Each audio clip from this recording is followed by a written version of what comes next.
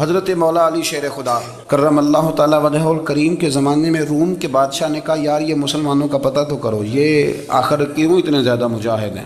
اس زمانے میں جاسوس بھیجنے کا مزاج تھا، اب تو جاسوس پکڑا جاتا ہے، اب تو جاسوس اور جاسوسی کا شوق ویسے آج بھی ہے۔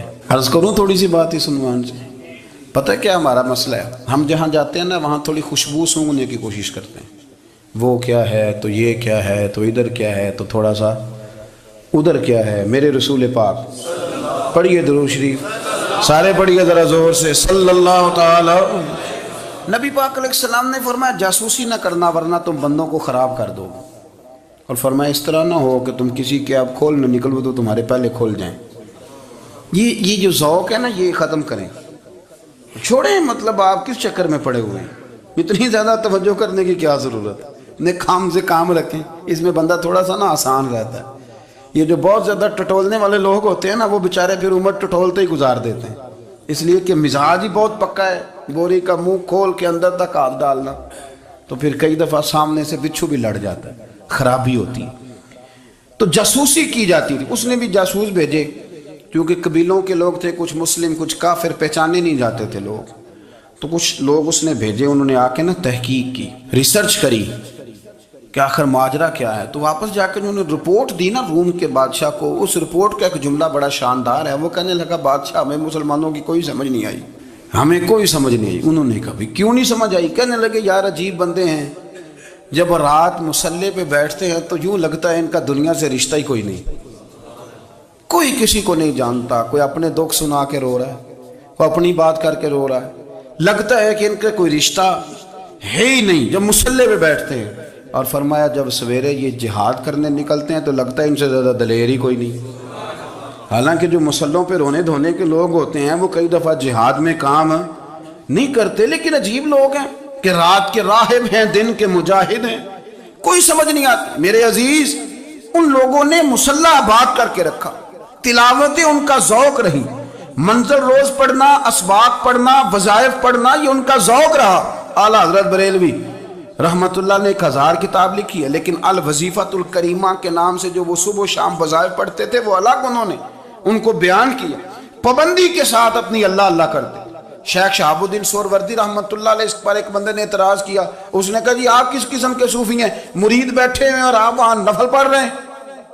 یہ بھی بڑا مسئلہ ہوتا ہے نا، جو بندہ ملنے آتا ہے وہ اپنے ٹائم کے حساب سے آتا ہے، اور پھر اس کا یہ بھی خیال ہوتا ہے کہ پیر صاحب جو ہیں وہ چونکہ درویش ہیں تو نہ انہیں روٹی کھانی چاہیے نہ سونا چاہیے، چونکہ وہ درویش ہیں، اور ہم چونکہ درویشوں کے ماننے والے ہیں لہذا ہمارا یہ طریقہ ہونا چاہیے کہ جیسے ہم کہیں درویش ویسے ہی کر جائے، حالانکہ جس کو آپ درویش کہیں گے آپ اس کی مانیں گے، آپ منوائیں گے نہیں، ہمارا مزاج ہوتا ہے۔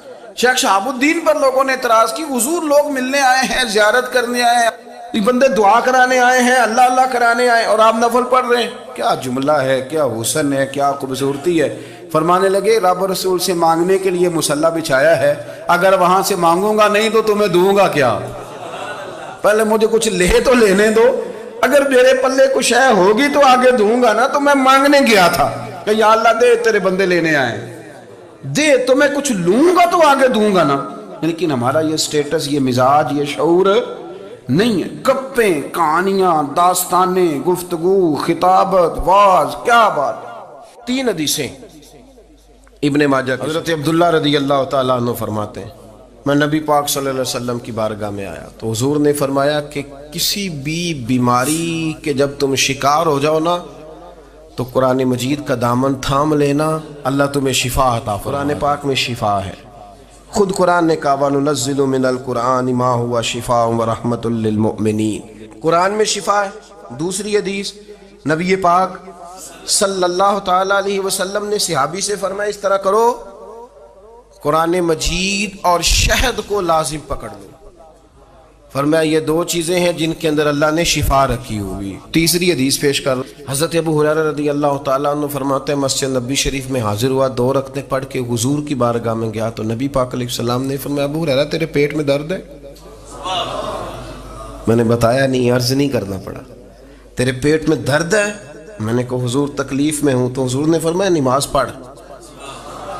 فرمایا جب بندہ نماز پڑھتا ہے تو رب اسے شفا عطا فرماتا ہے۔ تو شہد میں شفا ہے، قرآن پاک کی تلاوت میں شفا ہے، اور نماز میں نماز پڑھیں اور خوب پڑھیں، اور گھر میں بھی پڑھیں اور مسجد میں بھی پڑھیں، خوب پڑھیں۔ نبی پاک علیہ السلام تو ہر آفت کے وقت نماز ہی پڑھتے۔ سورج گرہن ہو جاتا تو حضور نماز کی نیت باندھ لیتے، چاند گرہن ہو جاتا تو نماز کی نیت باندھ لیتے، بارش نہیں ہوتی تو نماز شروع کر دیتے، بارشیں زیادہ ہو جاتی تو حضور پھر نماز شروع فرما دیتے۔ ہر موقع پر سرکار نماز پڑھتے۔ نماز کی طرف رجحان پیدا کریں، شوق پیدا کریں، قرآن پاک کی تلاوت کریں۔ گھروں میں جب قرآن پڑھا جائے گا تو بیماریاں دوڑ جائیں گی۔ میرے نبی کریم علیہ السلام نے مصلی سے دل لگانے کا درس دیا، حضور نے توجہ دلائی۔ صحابہ اس ذوق کے حامل لوگ تھے، وہ کوشش کرتے تھے۔ جناب صدیق اکبر رضی اللہ تعالیٰ عنہ کا عبادت کا مزاج ہمیشہ قائم رہا۔ حضرت عمر فاروق ساری رات اللہ کے حضور کھڑے رہے۔ حضرت عثمان غنی رضی اللہ تعالیٰ عنہ عشاء کی نماز پڑھ کے 2 رکعتوں کی نیت باندھتے تھے، 15 سپارے پہلی رکعت میں پڑھ دیتے اور 15 سپارے قرآن مجید کے دوسری رکعت میں پڑھ دیتے۔ آپ نے نا حضرت عمر فاروق کے وصال کے بعد ان کی ایک بیوہ سے نکاح کیا، حضرت عثمان غنی نے نکاح کیا۔ وہ خاتون آپ کے نکاح میں آئیں تو عرض کرنے لگی، امیر المومنین میرے لیے اعزاز تو بہت ہے کہ میں امیر المومنین کی بیوہ تھی تو امیر المومنین کی منکوحہ ہو گئی ہوں، لیکن حضور نہ تو میں جوان ہوں کہ میرے اندر رغبت ہوتی اور نہ میں اب اس قابل ہوں کہ کوئی خدمت کر سکوں، میرے ساتھ نکاح کی وجہ کیا بنی؟ تو عثمان غنی رو پڑے، فرمانے لگے میں نے عمر فاروق کو مسجد میں اپنے رب سے ڈرتے ہوئے دیکھا ہے، میں نے اسے روتے ہوئے دیکھا ہے، عدل کرتے دیکھا ہے، انصاف کرتے دیکھا ہے، امت کی خیر خواہی کرتے دیکھا ہے۔ تمہارے ساتھ نکاح اس لیے کیا ہے کہ تم مجھے یہ بتاؤ کہ عمر فاروق گھر کے اندر اپنے رب کو کیسے راضی کرتے تھے، گھر کے اندر کیسے راضی کرتے تھے، وہ طریقے بتلاؤ، تم بتاتی جانا اور میں بھی اسی طرح گھر میں عبادت کروں۔ میرے رسول کریم علیہ السلام نے ارشاد فرمایا، حضور فرمانے لگے جس گھر میں اللہ کا ذکر ہوتا ہے وہ گھر زندوں کا ہے، اور جس گھر میں رب کریم کا ذکر نہیں ہوتا وہ گھر زندوں کا نہیں ہے۔ گھر نا ہم نا کتابوں میں پڑھتے ہیں کہ ایک بزرگ کہتے ہیں، حضرت فضیل بن عیاض کہتے ہیں کہ میں ایک گلی سے گزر رہا تھا تو گھر کے اندر کسی قاری صاحب نے قرآن کی آیت پڑھ دی، وَلِمَنْ خَافَ مَقَامَ رَبِّهِ جَنَّتَانِ، میں میرے کانوں سے ٹکرائی تو اللہ نے میری کایا ہی پلٹ دی، میں توبہ کر گیا۔ اب گھر کے اندر سے آواز آئے تو صحیح نہ تلاوت کی، پر اندر سے آواز آتی نہیں، یا ڈیک بجنے کی آواز آتی ہے، یا ٹی وی چلنے کی آواز آتی ہے، یا دھوم مچانے کی آواز آتی ہے۔ عبادت کا وہ جو خاص شوق تھا، وہ جو حسن تھا، وہ جو توانائی تھی، وہ جو بات تھی۔ ایک جگہ پہ ہم بیٹھے تھے تو وہاں ایک صاحب آئے اور انہوں نے آتے ہی کہا کہ مہربانی کریں ذرا مجھے مصلی دے دیں، میرے نہ کچھ نفل رہ گئے۔ تو میں نے وضو کر لیا تو کوئی مصلی مل جائے، مصلی انہیں دے دیا گیا، وہ مصلی لے کے چلے گئے تو پیچھے ایک صاحب نے تبصرہ کیا، کہنے کتنا ریاکار بندہ ہے، لوگوں کو دکھا رہا ہے کہ میں نفل پڑھتا ہوں، ہے کو بات کرنے والی۔ میں نے اسے کہا، میں نے کہا تو مہربانی کرنا، اس طرح کی ریاکاری تو بھی کر، پکڑ مصلی اور جا تو بھی تھوڑی ریاکاری کر کے آ، اٹھ ذرا، شکر کر کوئی یہ ریاکار بھی ملا ہے، کوئی نفل پڑھ کے ریاکاری کر رہا ہے۔ اللہ کا میں کہتا ہوں کو پڑھے تو صحیح نہیں یار، یہ کوئی دور ہے نفل پڑھنے کا، اس میں تو لوگوں کا مزاج ہی نہیں، طبیعت ہی نہیں۔ میں نے کہا چل مہربانی کر، یہ لے مصلی اور تو بھی جا تھوڑی سی، یا کر یا ریاکاری کرو تو صحیح نا، مزاج ہی نہیں، ذوق۔ جمعے کی نماز پڑھ کے یوں دنیا بھاگتی ہے، او ہو پتہ نہیں کون سی پیچھے آگ تھی جو بجھائی جائے گی، اور آج تک لوگ مسئلہ پوچھ رہے ہیں کہ جمعے کی بعد والی سنتیں کتنی ہوتی ہیں۔ میں نے کہا کتنے سال ہو گئے جمعہ پڑھتے، کتنے سال ہو گئے، ابھی تک سنتوں کا نہیں پتہ، ابھی تک نے علم کے پہلے کتنی رکھتے ہیں اور بعد میں کتنی رکھتے ہیں۔ فجر کی سنتیں کب پڑھنی چاہیے، سنو فجر کی سنتوں کے بارے میں۔ میرے رسول کریم سید عالم صلی اللہ تعالیٰ علیہ وسلم سے ایک صحابی نے پوچھا تھا، حضور میری فجر کی سنتیں رہ گئیں یا رہ جاتی ہیں تو حکم کیا ہے، کیا انداز ہے حضور کا۔ بخاری مسلم کے لفظ سنو، حضور سید عالم صلی اللہ علیہ وسلم فرمانے لگے، اس نے کیا پوچھا تھا، حضور جواب کیا دیتے، فرمایا فجر کی سنتیں کبھی نہ چھوڑنا، فجر کی پہلی 2 سنتیں کبھی نہ چھوڑنا۔ یا رسول اللہ صلی اللہ تعالیٰ علیہ وسلم میری رہ گئی ہیں، رہ جاتی ہیں، فرمایا فجر کی 2 سنتیں نہ چھوڑنا، فرمایا فجر کی پہلی 2 سنتیں مجھے دنیا اور دنیا کے اندر جو کچھ ہے وہ سب سے زیادہ پیاری ہے۔ فجر کی 2 سنتیں دنیا اور دنیا میں جو کچھ ہیں مجھے وہ سب سے زیادہ پیاری ہیں، اس لیے فجر کی سنتیں نہ چھوڑنا۔ اپنا ذوق، اپنی طبیعت، ہم نے نا ذوق غلط بنا لیا ہے۔ اگر 20 بندے کہہ بھی دیں گے تو نے بڑی شاندار تلاوت کیا تو کیا اس سے بنے گا؟ 100 بندہ کہہ بھی دے تیری کیا بات ہے، کیا بات ہے نعت خاں کی، کیا بات ہے علامہ صاحب کی، پیر صاحب کی، پیر مہر علی شاہ صاحب رحمۃ اللہ علیہ۔ آپ تشریف فرما تھے تو آپ کے ایک ہی بیٹے بابو جی جن کو کہا جاتا ہے، جس دن صاحبزادے پیدا ہوئے تو خادم نہ وہاں سے نکلا۔ ان لوگوں کے شوق اور طرح کے تھے نا، تو ان کی توجہ بھی اپنے شوق کی طرف رہتی، تو خادم نکلا اندر سے، پیر صاحب مبارک ہو، پیر صاحب مبارک ہو، پیر صاحب مبارک ہو، پیر صاحب مبارک ہو، شور کر رہا ہے۔ تو پیر صاحب کو وجد ہو گیا، اللہ اکبر اللہ اکبر اللہ، او کیا ہوا، کس بات کی مبارک دے رہے ہو؟ عرض کی حضور اللہ نے بیٹا دیا ہے۔ تو آپ فرمانے لگے اچھا حضور آپ کیا ہوا، آپ تو پریشان ہو گئے۔ فرمانے لگے جب تو نے 3 دفعہ کہا نا مہر علی کو مبارک ہو، تو میں سمجھا تھا شاید تجھے کسی نے بتا دیا ہے کہ مہر علی سے اللہ راضی ہو گیا۔ میں سمجھا تھا کہ شاید تو یہ خبر لے کے آیا ہے کہ کسی نے بتایا ہے کہ مجھے آج خبر ملی ہے کہ مہر علی سے رب اچھا پتر ہوا ہے، الحمدللہ اللہ کا شکر ہے، پر میرے لیے مبارک کا دن وہ ہوگا جب میرا رب کہے گا کہ میں مہر علی سے راضی ہوں، میرے محبوب کہیں گے کہ میں مہر علی سے۔ آپ بات کو سمجھیں، شوق ہی کسی اور طرف تھا، دل ہی کہیں اور لگا ہوا تھا، طبیعت ہی کہیں اور مائل تھی۔ کوئی وظیفہ پوچھتے تھے تو پڑھتے تھے وہ لوگ، کچھ اللہ اللہ انہیں بتائی جاتی تھی تو کرنے کا ذوق رکھتے تھے، طبیعت تھی، قائل تھے۔ حضرت ربیع کہتے ہیں میں بڑی دور سے سفر کر کے گیا حضرت اویس کرنی سے ملنے، بڑی دور سے، اور جب میں پہنچا تو فجر کا وقت تھا، تو حضرت اویس کرنی کو میں نے پا لیا، تو وہ نماز پڑھ کے نا قرآن شریف لے کے بیٹھ گئے۔ فرماتے ہیں اشراق چاشت کا وقت ہوا تو نفلوں کی نیت باندھ لی۔ محدث ابن الجوزی نے لکھا ہے، فرماتے ہیں پھر جب زوال کا وقت ہوا تو مسجد میں جھاڑو دینے لگ گئے۔ زور کی نماز پڑھ کے تو عصر کی تیاری تک وہ مسجد میں بیٹھے رہے، اور میرے نبی پاک علیہ السلام نے فرمایا جو نماز کے انتظار میں بیٹھا ہو وہ نماز ہی میں ہے، وہ نماز ہی میں ہے۔ فرمایا میری دنیا میری امت کی جو رہبانیت ہے نا وہ اتنی ہے کہ نماز کا انتظار کرے، اذان کے بعد نماز کا یہ راہب ہیں، یہ اس وقت چھوڑ کے بیٹھے ہیں سارا کچھ۔ فرماتے ہیں عصر تک انہوں نے اللہ اللہ کی، پھر مغرب تک کی، عشاء کی نماز ہوئی تو نماز پڑھی تو وہ تھک گئے۔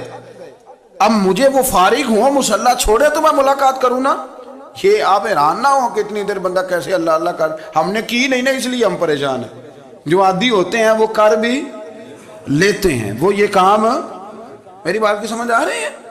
جب جاتے ہو کسی دفتر میں تو 8 گھنٹے کھڑے رہ لیتے ہو نا، مجبوری ہوتی ہے تو کھڑے رہا جا سکتا ہے۔ پاسپورٹ کے دفتر بولیے، امیگریشن کی لائنوں میں، اور میں نے تو ایمبیسیوں میں بندے 12 گھنٹے پہلے جا کے کھڑے دیکھے، رہ لیتے ہیں کھڑے۔ تو اگر ان کاموں کے لیے رہا جاتا ہے تو اللہ رسول کے لیے بھی کھڑے رہا جا سکتا ہے۔ تو فرمانے لگے کہ جب عشاء کی نماز کے بعد آخر انسان تھے، تھک گئے، نیند کا غلبہ ہوا تو تھوڑی ایسے آنکھ بند ہوئی تو کھلی تو رونے لگے۔